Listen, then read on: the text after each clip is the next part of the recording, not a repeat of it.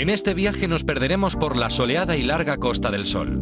El litoral malagueño, también conocido como la playa de Europa, dota de sol y servicios a todo el continente al haberse convertido en un centro turístico de primer orden. Los más de 90 kilómetros del litoral de la Costa del Sol, pertenecientes a la vertiente occidental de la provincia de Málaga, se extienden como un largo pasillo que rebosa de playas inacabables, urbanizaciones, calas e instalaciones náuticas. Además de disfrutar de un clima privilegiado, nuestra ruta recorre algunos de los pueblos que configuran el carácter de esta tierra de mares. En Fuengirola, indagamos sobre la historia milenaria de este territorio, paseando por las ruinas romanas de la finca del Secretario y el castillo de Sohail. En Estepona, el testigo mudo de las torres vigía relata la lucha de unos tiempos en los que la amenaza podía llegar por mar. Todavía retrocedemos más siglos en la historia al acercarnos a las cuevas de Nerja, donde la geología ha forjado, tras muchos miles de años de historia geológica, formas imposibles en las entrañas de sus montañas. A escasos kilómetros de la costa, los pueblos de Casares y Alaurín el Grande conservan el encanto más auténtico de los pueblos andaluces. Ya de nuevo en el litoral, Torremolinos o Marbella cuentan con excelentes playas ideales para descansar, teniendo a mano todo tipo de servicios.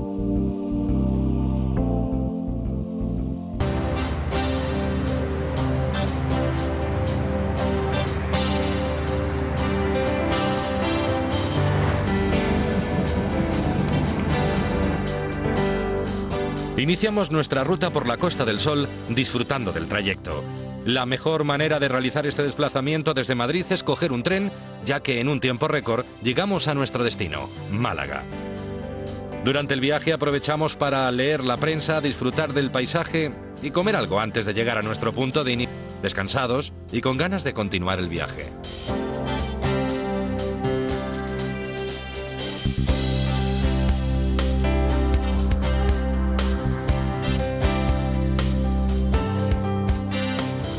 Rutas de España muestra esta vez un recorrido por los pueblos más encantadores de la luminosa Costa del Sol. En nuestro primer día de ruta nos dirigimos hasta las ruinas romanas de la finca del Secretario y más tarde subimos hasta lo alto del castillo de Sohail, en Fuengirola. Después nos desplazamos a Benalmádena, donde disfrutaremos de la gastronomía a base de pescado y marisco. Y hasta el final del día nos relajaremos en la playa de la Carihuela en Torremolinos. El segundo día vamos a Estepona para descubrir cómo funcionaba el sistema de defensa de las torres vigías y retrocedemos 5000 años en el tiempo en los dólmenes encontrados en esta localidad costera. En Casares descubrimos un pueblo blanco coronado por un castillo árabe y volvemos al litoral para practicar piragüismo y descubrir los paisajes y calas del bonito pueblo de Nerja.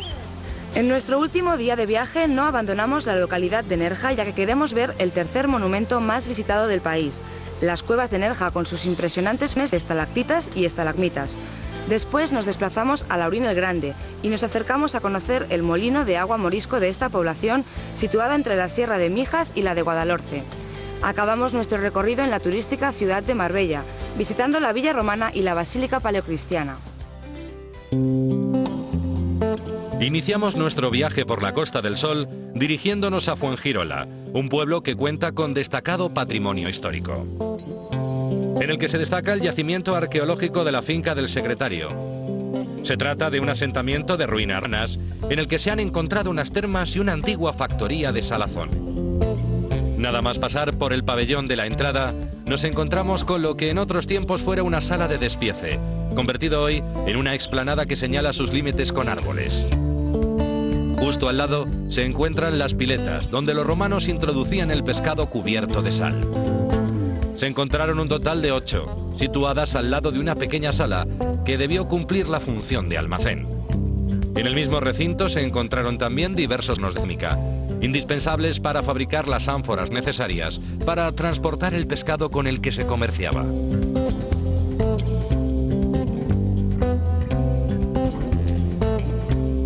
Aunque quizá el mayor tesoro descubierto en la finca del Secretario fueron las termas romanas privadas o balneal. El edificio, de más de 500 metros, se encuentra ligado a una villa romana cuyos restos se han encontrado a escasos metros. Las termas cuentan con todas las salas propias del mundo romano. Una compactada se divide en tepidarium o sala tibia, frigidarium o sala fría y caldarium o sala caliente. Además de contar con las salas del vestuario, la letrina, el depósito de agua y un par de hornos. Llama la atención el buen estado de conservación de los mosaicos que adornan estas termas, teniendo en cuenta que el edificio vivió su máximo esplendor entre los siglos III y IV.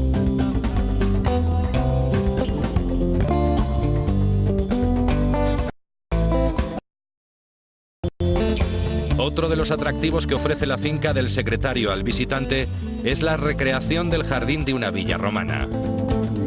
Para ello se han reproducido estanques, estatuas, fuentes y elementos decorativos de cualquier jardín romano. Sin dejar el municipio fuengiroleño, vamos a visitar el castillo de Sojail, situado en plena desembocadura del río Fuengirola, en 8 metros del mar. Desde la restaurada Torre del Homenaje se observa una vista privilegiada de la franja litoral y la Sierra de Mijas. Nos encontramos en el castillo de Sojail, en Fuengirola, y estamos con Ramón, arqueólogo. Este castillo en el que estamos ahora mismo tiene origen del siglo X, pero el aspecto que tiene ahora pertenece más al siglo XII o XIII. Bueno, realmente las primeras noticias que tenemos del castillo son del siglo X, en época califal, pero luego lo que es la arquitectura que tenemos a nuestro alcance hoy día sería del siglo XI, siglo XII, en época almorávide o almohade. En el 1495 son los reyes católicos los que ganan el reino nazarí y conquistan el castillo. 1485, hay un momento en el que se conquista el edificio y a partir de ese momento empieza su época de dominio cristiano y todas las reformas que ello conlleva. ¿Qué reformas conlleva eso? Básicamente en el siglo XVI son los cambios más importantes, se producen, por ejemplo, en la zona donde nos encontramos, se construye una plataforma para cañones, también se remodelan algunas de las torres, la Torre del Homenaje y algunas otras más. Se remodela también parte de los edificios interiores para la guarnición, se construye una capilla que luego pues lógicamente pues tendrá mucho interés histórico. Posteriormente, en el siglo XVI, se añaden nuevas reformas de carácter defensivo. Sí, hay una serie de elementos, todo ello va en un proceso que se ajusta a las necesidades de la costa.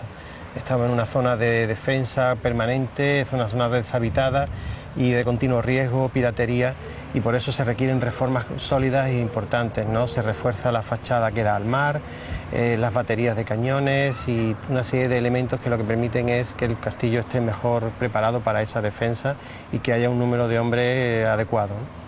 Porque este castillo está situado en una zona muy estratégica. Sí, porque se encuentra situado entre Málaga y Cádiz, en la vía de comunicación costera, y controlaba esta zona de paso.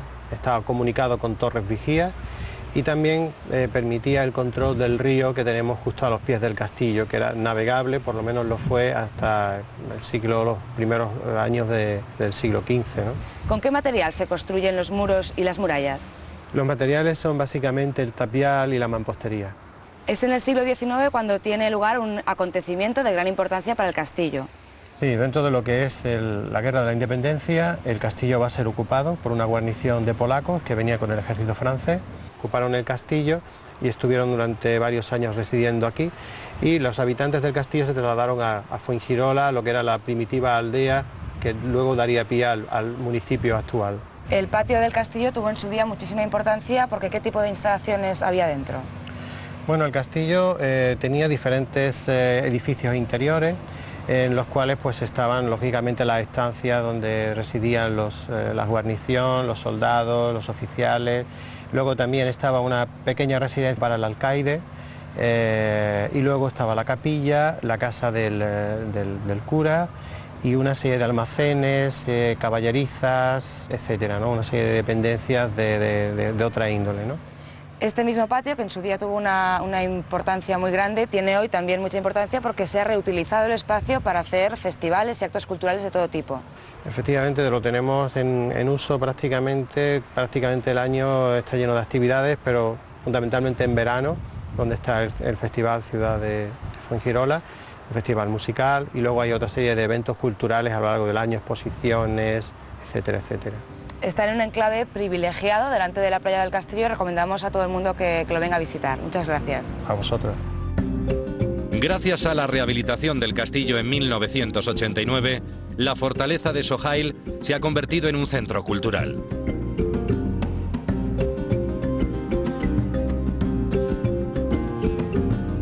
Dejamos atrás Fuengirola para dirigirnos ahora a la vecina población de Torremolinos. En la zona del puerto, cercana a Benalmádena, entramos en el restaurante El Mero Los Mellizos. Además de disfrutar de la excelente cocina a base de pescado propio de los pueblos costeros, disfrutamos de la excelente vista de este puerto deportivo.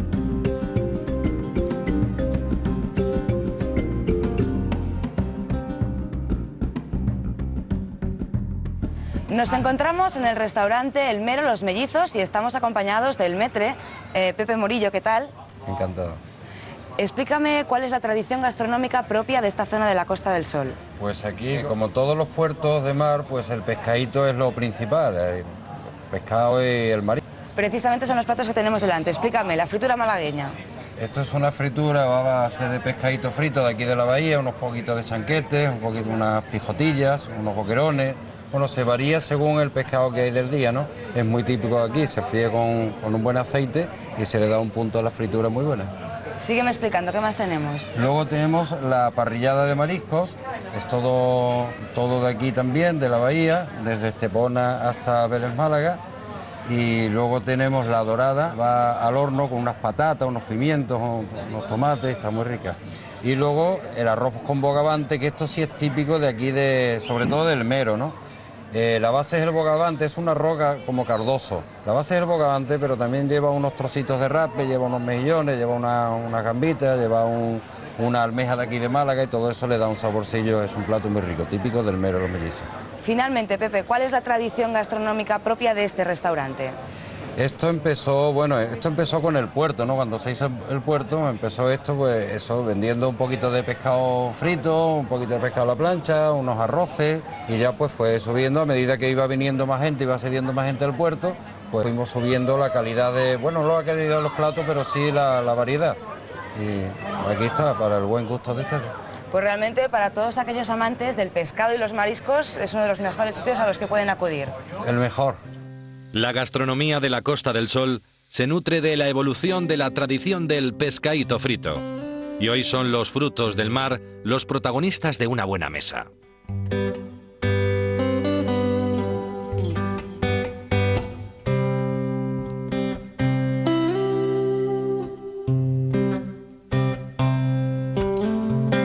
Seguimos bordeando el litoral y sin abandonar el término municipal de Torremolinos, nos acercamos a una de sus más conocidas playas, la de Carihuela.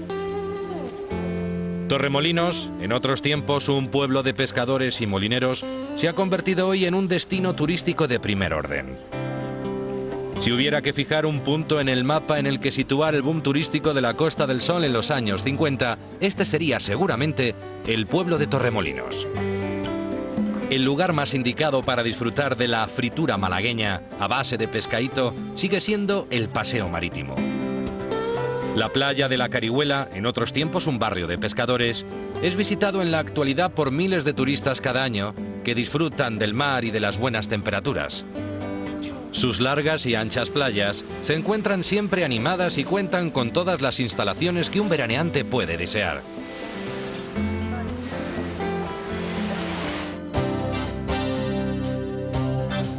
Para pasar la noche conducimos hasta un lugar cercano al Rincón de la Victoria, el pueblo de Macharabiaya, cuyo municipio esconde rincones con tanto encanto como el cortijo del Molino de Santillán.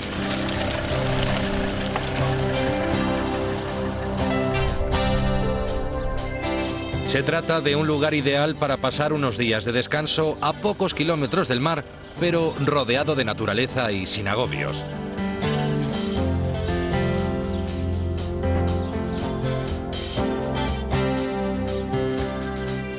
La tranquilidad está asegurada, ya que a este antiguo molino solo se puede acceder por una serpenteante carretera que le comunica con el mundo exterior.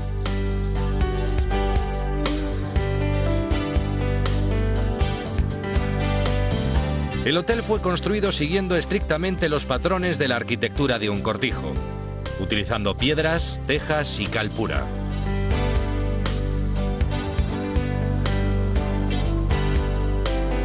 Además de un magnífico jardín y la piscina, este hotel de campo decora sus amplios espacios de forma rústica.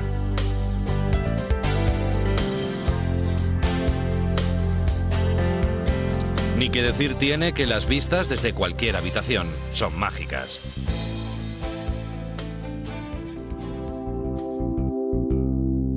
En nuestro segundo día de ruta vamos a Estepona, un pueblo de origen romano enclavado a los pies de Sierra Bermeja y con una envidiable costa bañada por el Mediterráneo. En Estepona se conservan todavía varias torres vigía. Ildefonso, estamos delante de la Torre de Guadalmansa, que es un ejemplo muy claro para explicar lo que serían las torres vigías o las torres atalaya. ¿Cómo funcionaban? Constituían un sistema de vigilancia y alerta que se basaba en que esta red de torres, desde cada una de ellas se dominaba la situada tanto al este como hacia el oeste. En caso de peligro, lo que en la época se llamaba moros en la costa, que se ha mantenido esa frase hasta nuestro día como un síntoma de peligro, en caso de este peligro, si era de día, se encendía un fuego con mucha leña verde, de forma que hiciera mucho humo y fuera divisado desde las torres colindantes. Ellos a su vez encendían también otro fuego en estas características y así todos los habitantes de la zona, todos los habitantes del área, veían que había peligro y se refugiaban en los castillos más cercanos. Si era de noche, lo que se hacía era con una serie de antorchas y de teas encendidas, se alertaba a las torres colindantes, que a su vez avisaban a la siguiente, de forma que toda la zona tuviera noticia de ese peligro y se refugiara todo el personal en los castillos correspondientes. En aquella época vivir en la zona del litoral o de la costa era un gran peligro. Sí, ten en cuenta que hacía muy poco que se había conquistado Granada y vivir en esta zona era estar expuesto a un constante peligro de que te raptaran, de que te secuestraran los norteafricanos. En la costa de Estepona hay 6 o 7 torres. La de Guadalmansa que tenemos detrás es la más antigua, pero ¿qué la diferencia de las otras? La mayoría de las torres que tenemos, de hecho de esas 7 torres, son de planta circular y de forma troncocónica, con una sola planta, con una sola habitación en el interior y azotea. Esta de aquí es diferente sobre todo porque es de planta cuadrada y tiene 2 habitaciones interiores de bóveda de medio cañón, además de la azotea. ¿Qué otras características principales tiene esta torre de Guadalmansa? La principal característica es que cuando llegan los cristianos a la zona ya existía. Entonces es una especie de resto de un sistema anterior de época musulmana. Posiblemente por los restos arqueológicos de la zona es del siglo X después de Cristo y las reaprovechan los castellanos readaptándolas a sus necesidades y como testigo de esas reformas nos queda el escudo, el emblema real que tiene justo encima de la puerta. Otra característica también bastante interesante es que en su construcción, en su fábrica, se reaprovechan muchos materiales procedentes de la villa arqueológica, de la zona arqueológica de las torres, que está en la zona circundante a la torre. Pues me parece una explicación muy interesante, lo de las torres vigía y torres de atalaya. Muchísimas gracias. A vosotros. Sin duda, las torres almenaras fueron un buen sistema para defenderse de los peligros que llegaban por mar. La zona de Antequera siempre ha sido muy rica en restos prehistóricos, como lo demuestran los diversos descubrimientos de dólmenes que han tenido lugar en los alrededores del pueblo.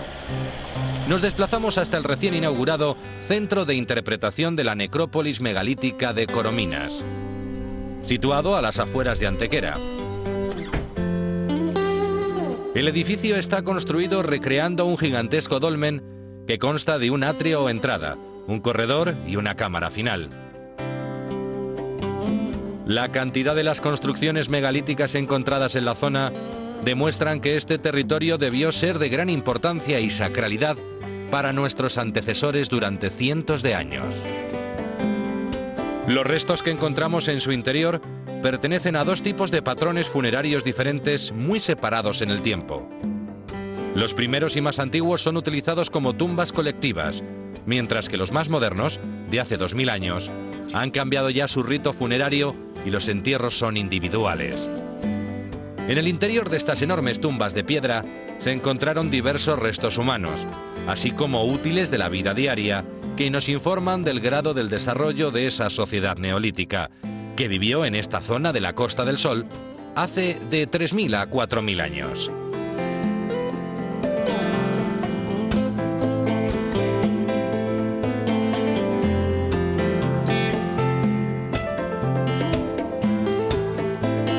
Además de vasijas de cerámica y útiles de caza, también se encontraron collares, adornando los más de 20 cuerpos conservados.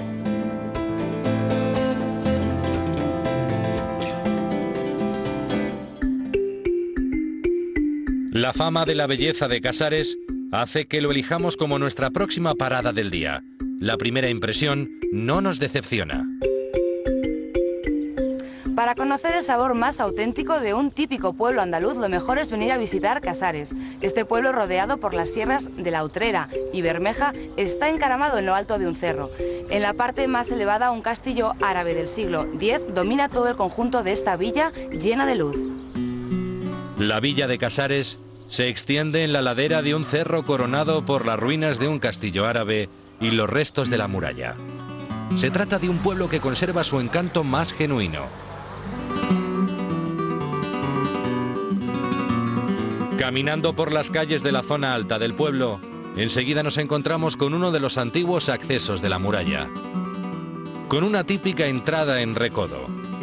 Documentada ya en el siglo XIII por Ibn al-Yatib, de aquella época se conservan todavía varias torres y las puertas de la villa y del arrabal. Al continuar nuestro paseo por el casco antiguo de Casares, nos encontramos con un mirador que ofrece otra perspectiva de este pueblo blanco.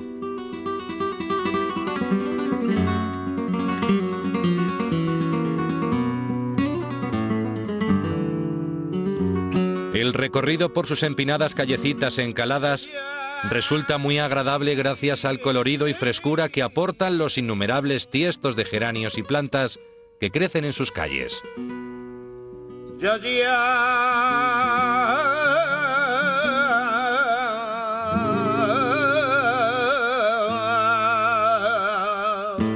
Al llegar al centro del pueblo, presidiendo la plaza, se encuentra la iglesia de San Sebastián, cuya construcción data del siglo XVII, aunque su imagen actual se debe a las reformas realizadas tras los destrozos que sufrió en la Guerra Civil.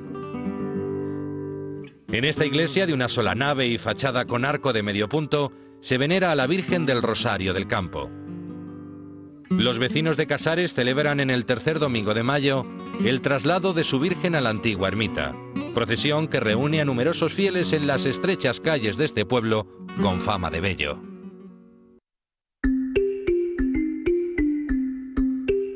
Iniciamos de nuevo nuestra ruta alejándonos de las sierras de Bermeja y Crestellina para encaminarnos de nuevo hacia la costa y descubrir una de las más agradables playas de Nerja, el pueblo más oriental de la Costa del Sol.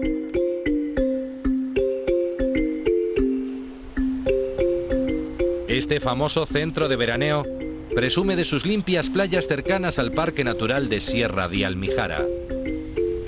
La popular playa de Burriana recibe año tras año el distintivo de la bandera azul otorgado por la Unión Europea y la Q de calidad turística.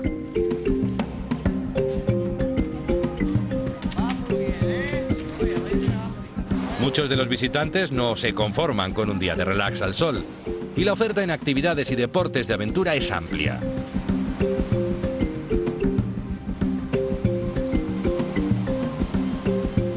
Un paseo por el mar en piragua resulta una experiencia muy recomendable para todo aquel que quiera conocer de primera mano los acantilados vírgenes de Maro, de gran espectacularidad y además muy bien preservados de la mano destructora del hombre.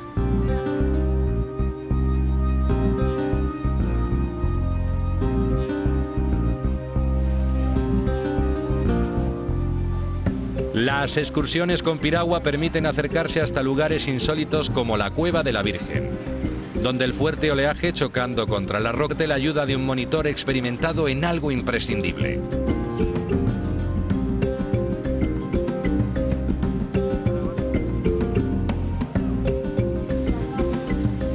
Mientras navegamos por el litoral con un grupo de aventureros, no dejamos de disfrutar de las cataratas, las calitas y el agua azul que nos rodea.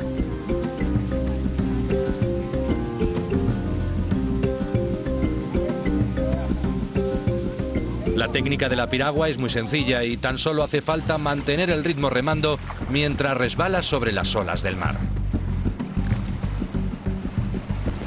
Nos hemos acercado para probar los deportes de aventura y estamos en una piragua. ¿Qué tal, Jorge? Muy bien. Explícame un poco cuál es la técnica básica para conducir esto. Bueno, pues lo fundamental es la pala, ¿no? Que como veis no es simétrica, sino que cada pala tiene una orientación.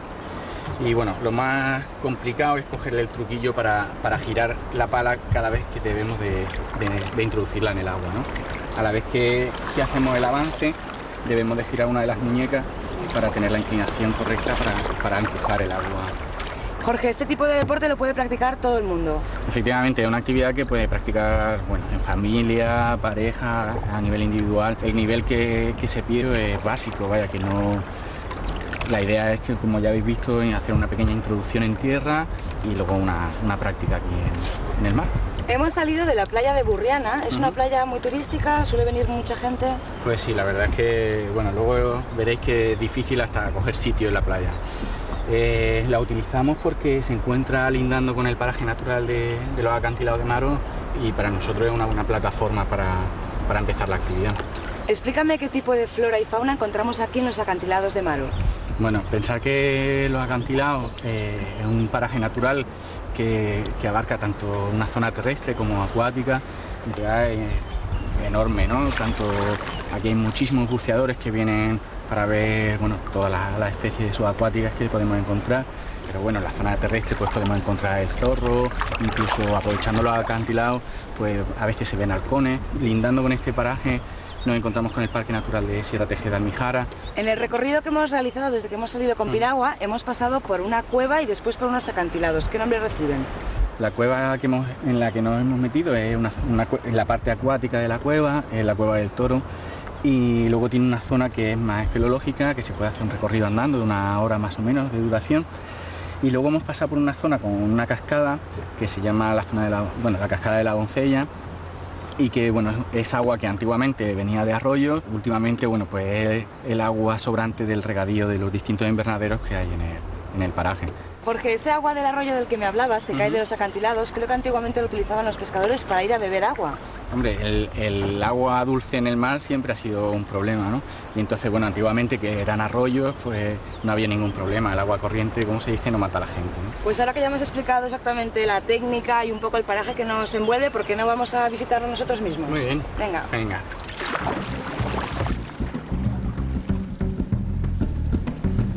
La experiencia de conocer el litoral de Nerja desde el mar es muy satisfactoria y después de eso nos disponemos a visitar el Parque Natural de la Sierra de Almijara que antes hemos atisbado desde el agua.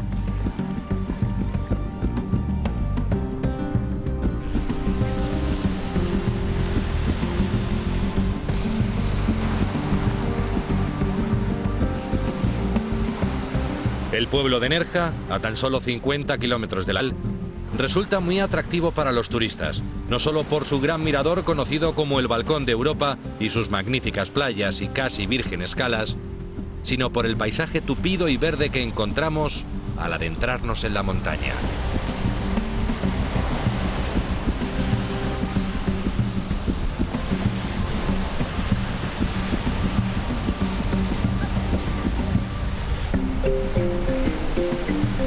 La zona de Maro resulta una frondosa reserva natural, donde abundan los huertos y los frutos tropicales, así como numerosos invernaderos de frutas tempranas.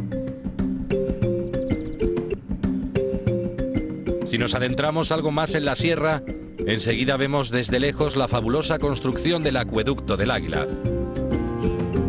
Una obra de ingeniería del siglo XIX que se utilizó durante decenios para transportar el agua hasta la fábrica de Maro. Su estructura, formada por varias hileras de arcos de medio punto, hace que sea imposible que pase desapercibido.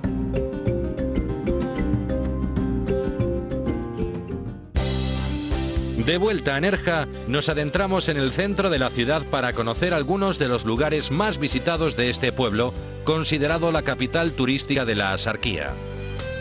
El edificio del ayuntamiento, en la plaza de Cabazana, resulta un lugar de paso imprescindible para conocer Nerja, ya que desde allí se accede al conocidísimo Balcón de Europa. También en la plaza Cabazana se encuentra la iglesia de San Salvador, llamada así por la talla del Cristo crucificado que preside el altar mayor, La iglesia también podría haberse llamado de los tres arcángeles, puesto que es uno de los pocos templos en el mundo que reproduce las figuras de San Gabriel, San Rafael y San Miguel. Está situada en uno de los puntos más concurridos de Nerja. Estamos con María, que tiene un puestecito de helados en una de las zonas más turísticas de aquí de Nerja. ¿Qué tal? Bien, gracias. Explícame, tú que has estado aquí, has nacido aquí desde pequeñita, ¿cómo ha ido cambiando el pueblo? El pueblo pues se ha hecho más grande, no sé, era muy pequeño, porque era un pueblo muy pequeño, lo que es estas calles de aquí, y mira cómo se ha puesto. María, además de hacerse mayor, ¿en qué más ha cambiado el pueblo? Ha enriquecido muchísimo, muchos puestos de trabajo, hoteles, muchos hoteles. Ahora está en proyecto el campo de golf. ¿Tenéis trabajo la gente que vivís aquí en Nerja? Sí, el que quiere trabajar, trabaja. Si no, sobre todo en hostelería, siempre están buscando camareros y gente para la cocina, la limpieza en los hoteles. Sí, el que quiere trabaja. Por lo tanto, ¿recibís muchísimos turistas durante todo el año o en qué épocas? Durante todo el año, sí. Sobre todo, bueno, ahora junio, julio, agosto y septiembre hay muchísima gente. ¿Qué es lo que más se visita del pueblo? El balcón de Europa y las cuevas de Nerja. ¿Crees que le hace falta alguna cosa a Nerja, alguna infraestructura? Pues el alcalde lo hace bien, lucha mucho por el pueblo, pero haría falta un centro de salud más, porque hay uno y el pueblo es muy grande, y con uno como que no da mucho abasto. Tú que tienes una parada de helados, ¿cómo va el negocio? Primavera siempre es altos, bajos, bien extranjeros nada más, pero julio, agosto, septiembre bien, muy bien. ¿Quién no viene a Balcón de Europa y no se come un helado? ¿La gente joven del pueblo se queda a vivir aquí en Nerja? No, porque lo que es la vivienda ha subido muchísimo y lo que hacen es se compran los pisos alrededor, las montañas, que es más barato que aquí. El pueblo de Nerja sufrió una gran transformación con la llegada del turismo y aún así ha sabido conservar su encanto. Uno de los lugares más visitados del pueblo es el mirador conocido como el Balcón de Europa, construido sobre las ruinas del antiguo castillo de la villa que databa del siglo IX. El balcón está sobre un enorme acantilado que se levanta sobre el mar. Desde este mirador se pueden ver los 14 kilómetros de playas con las que cuenta Nerja. La playa de Calahonda, la de Chorrillo o la de Carabeo a la izquierda y la playa de la Caletilla o la del Salón en la parte más occidental del municipio. El pueblo de Nerja remonta sus orígenes a la prehistoria. El trazado tortuoso y laberíntico de las calles es la huella que queda de la ocupación musulmana, época en la que la ciudad alcanza su máximo esplendor, conocido como manantial abundante o Naisha. El casco histórico de Nerja se mantiene fiel a la estructura heredada del siglo XV y sus calles guardan todavía el encanto propio de un pueblo andaluz. Las numerosas tiendas y terrazas que llenan el centro convierten este pueblo en un lugar lleno de vida con visitantes de todo el mundo que acuden a pasear por sus calles tras una mañana de playa.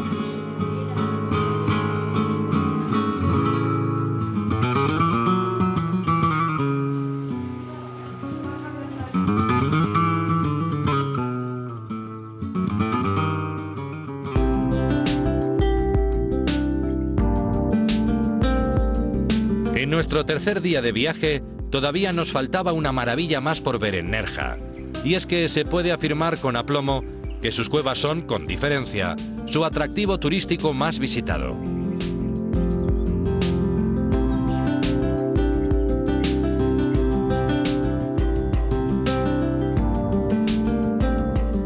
Más de 225 millones de años han sido necesarios para que se formaran los espeleotemas, de formas imposibles, que crecen gracias a las filtraciones de agua que se dan en la cavidad rocosa de las cuevas de Nerja.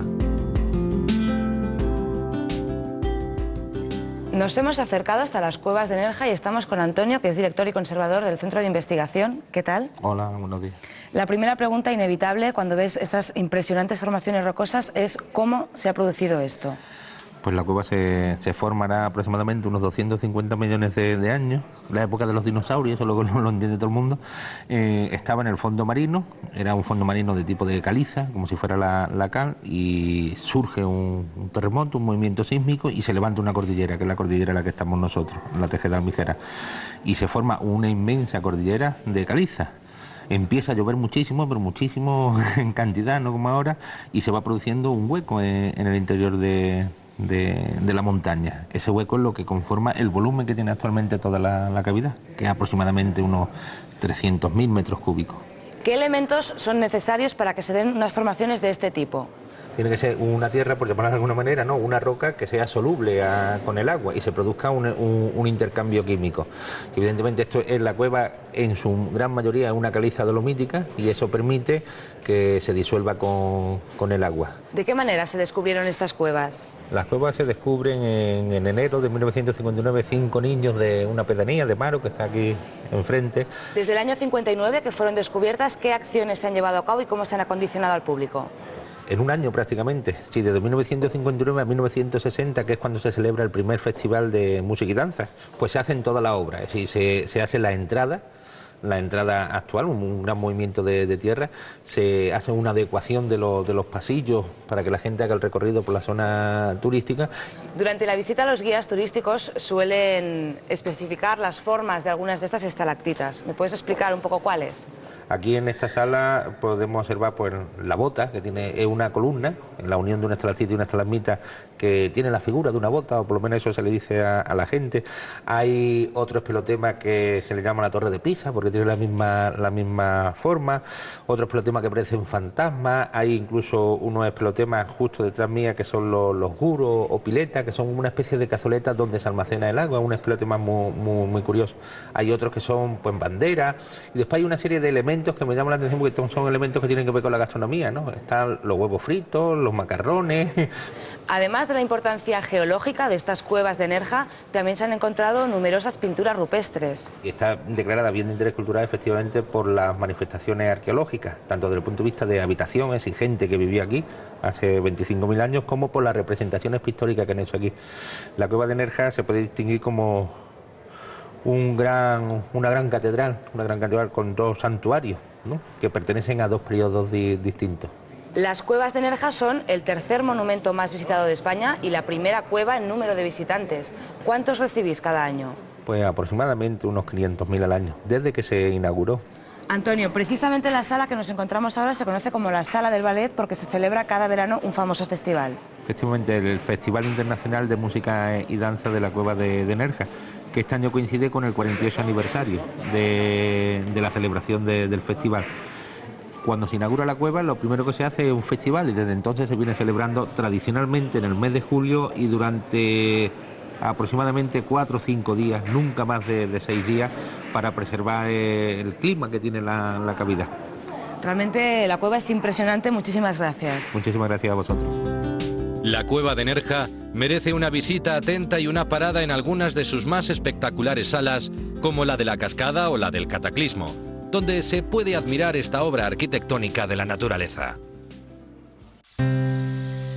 Desde Nerja, cogemos el coche para llegar a un pueblo situado en la vertiente norte de la Sierra de Mijas, Alaurín el Grande. Este pueblo, ubicado en el Valle del Guadalhorce, ha sido el escenario de diversas civilizaciones como los romanos, los visigodos y más tarde los musulmanes que bautizaron esta villa como Jardín de Alá. En la actualidad, Alaurín el Grande ha recibido un importante impulso gracias al turismo residencial, sin perder el sabor más auténtico de pueblo de sierra. Hemos venido hasta Alaurín el Grande y estamos con Toñi Ledesma, concejal de turismo. ¿Qué tal? Buenas tardes. Buenas tardes. Me gustaría que me explicaras, Alaurín tiene una gran importancia debido a que ha sido una encrucijada de caminos y en el enclave natural en el que se sitúa. Bueno, Alaurín es un pueblo que se encuentra en la vertiente norte de la Sierra de Mijas.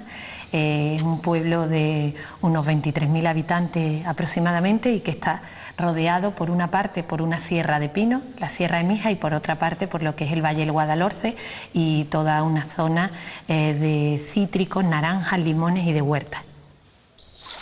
Hemos estado también en el molino morisco de los Corchos. ¿Cuál es su historia? Bueno, pues el molino morisco de los Corchos es un molino del siglo XV-XVI aproximadamente. Es uno de los pocos molinos hidráulicos que todavía está en funcionamiento. Es un molino privado. En un principio empezó a moler corcho y después pues cereales, trigo, y hasta hace quizás meses pues ha estado moliendo. Además pues la situación donde se encuentra, la zona de huerta, pues hace que sea un molino y un sitio pues que merece la pena visitar. Otro de los monumentos destacables de aquí de Laurín es la Torre Nazarí. Bueno, la Torre Nazarí de Urique es una torre del siglo XII que servía para alertar de la llegada del enemigo, como refugio de la población, y que es de planta cuadrada y es de las pocas torres, creo que tan solo existen 2 torres así en la provincia de Málaga. Creo que la vida en este pueblo andaluz se organiza alrededor de 2 hermandades importantes. Hay 2 hermandades importantísimas. Nuestra Semana Santa es una fiesta declarada de interés turístico nacional en el territorio andaluz y está formada por 2 hermanos, los verdes y los morados. De la vida cultural, social alrededor de esta, cada una tiene una ermita. Una es un edificio neogótico del siglo XX y el otro es un edificio que algunos investigadores dicen que en los repartimientos de la conquista de los Reyes Católicos de Laurín ya se hablaba de ello, pero es un edificio que después pues ha sufrido importantes reformas a lo largo de los años. Y en estos momentos nos encontramos en el patio del Ayuntamiento. El Ayuntamiento también es un edificio con muchísima historia. Sí, es un edificio del siglo XX, pero donde ya hubo un convento franciscano y donde hubo también un hospital, el Hospital de Santa Catalina, y que ahora pues alberga lo que hace el Ayuntamiento, sobre todo alcaldía y algunos de los servicios. Ahora mismo pues nos encontramos en este patio andaluz, este patio del Ayuntamiento. Debajo hay unas cuevas también, donde se utiliza como salón de actos, que anteriormente fueron pues digamos almacenes de aquel convento, y donde también hay pues unos enterramientos, 16 enterramientos aproximadamente de 1850. Es realmente un pueblo muy interesante. Muchísimas gracias por tu tiempo. Gracias a ustedes por estar aquí hoy. Además del molino morisco, la torre mozárabe y las imponentes vistas que se observan desde el mirador de la plaza del Ayuntamiento, el pueblo de Alaurín el Grande tiene su mayor atractivo en sus calles y sus gentes, que han mantenido hasta hoy el legado histórico de esta villa.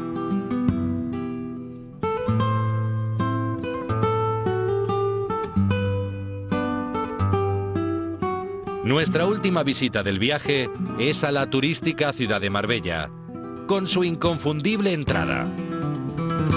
Situada en tiempos romanos en la antigua Vía Augusta, Marbella cuenta con algunos yacimientos arqueológicos de gran importancia por sus mosaicos. Hemos acudido a la villa romana de Río Verde y estamos con Antonio Luna, de la Delegación de Cultura de Marbella. ¿Qué tal? Bien. Explícame qué fue esto en otra época. Es una villa romana tipo, o sea, de libro. Tiene su peristilo, o sea, patio rodeado de columnas, y esas columnas tienen un deambulatorio, un pasillo, y a ese pasillo dan una serie de habitaciones. Es una villa del siglo I, finales del siglo I después de Cristo, tiene una ocupación hasta principios del siglo II. Según las excavaciones aparecieron restos de un incendio que parece ser que fue el que provocó el abandono de la villa. Antonio, quizás lo más representativo de esta villa romana son sus mosaicos. Cuéntame qué representan y qué motivos geométricos tiene. Predomina el motivo geométrico, que se repite a lo largo de todo el pasillo, con diferentes motivos. Hay nudos salomónicos simples, nudos salomónicos compuestos, rosas compuestas, rombos. Eso es lo que predomina.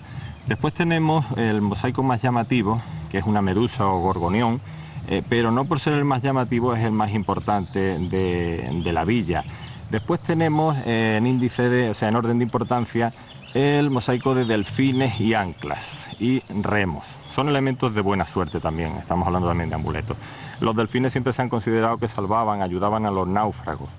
El ancla fijaba el barco. El motivo musivario más importante que encontramos en esta villa es el tema culinario, que si bien en otras excavaciones de diferentes partes del mundo aparecen mosaicos de tema culinario, en la cantidad que aparecen aquí no ha aparecido en ningún otro sitio, con lo cual podríamos estar ante lo que se puede llamar un unicum, o sea, una única pieza. Son diferentes figuras que representan elementos de la cocina.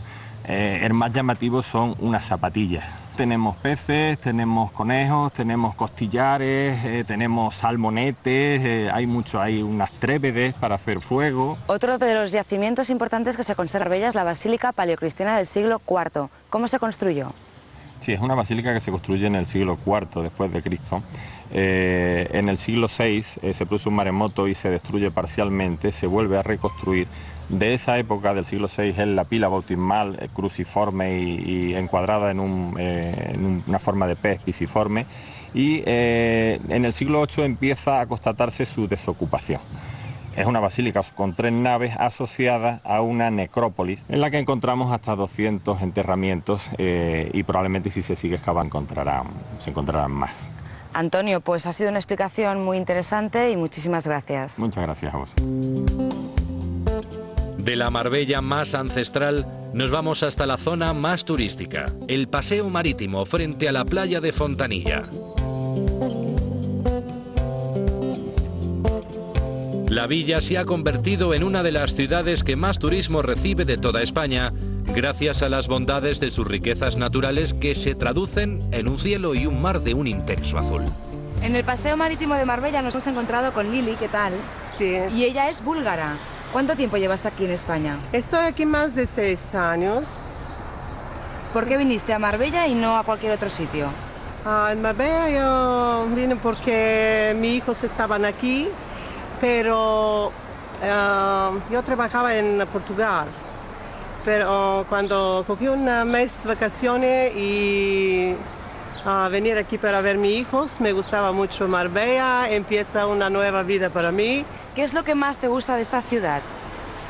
Me gusta paseo marítimo porque gente pasa por aquí con sus niños, a mí me encantan los niños, gente de diferentes nacionalidades, eso también me gusta y para aprender algunos idiomas más. ¿Qué me dices de la playa? ¿Te gusta?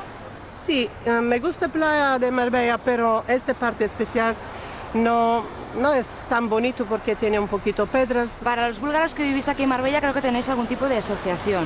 Antes de 5 años abrimos primera asociación búlgara, mi hijo estaba como vicepresidente, pero ahora no funciona. Lo que sí que hay mucho aquí en Marbella es mucho turista o visitante. No, creo que son más turistas que visitantes, porque gente gusta comunicar conmigo y yo también un poquito como soy como una información de turistas y encanta Marbella turistas, encanta.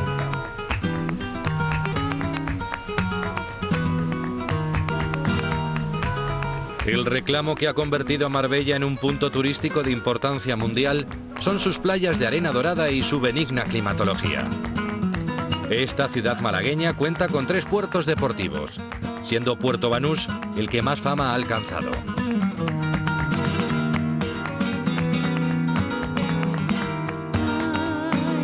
La fisonomía de la ciudad cambió radicalmente durante la segunda mitad del siglo XX, cuando la llegada de turistas de todo el mundo incentivó el rápido crecimiento, durante las décadas de los 60 y 80, de enormes construcciones de apartamentos y hoteles.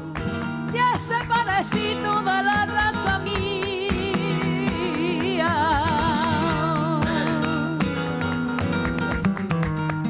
Celebraron su coronación. Sin embargo, existe un gran contraste entre la Málaga más moderna y su casco antiguo. La Plaza de los Naranjos, que alberga a las más antiguas cofradías, y el ayuntamiento, es el centro de la vida social de Marbella. Está de fiesta durante nuestra visita, ya que se celebra durante el mes de junio la Feria de la Ciudad. Es durante estos días cuando las mujeres se visten con el traje tradicional de sevillanas y salen a pasear y bailar por las encaladas calles del casco antiguo marbellí.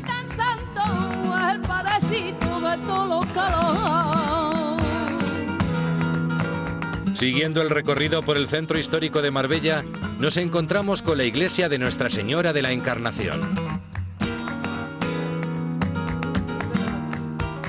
Del periodo en el que la ciudad perteneció al reino de Granada en época nazarí y su posterior conquista por los reyes católicos, se conservan restos de la muralla del castillo de la ciudad y 2 torres defensivas. Con su cara tan morena, También de este periodo ha heredado la ciudad el trazado de su casco antiguo. que cierra. Con los tradicionales y coloridos vestidos de sevillanas, nos despedimos hasta la ruta de la semana que viene, que con total seguridad será apasionante.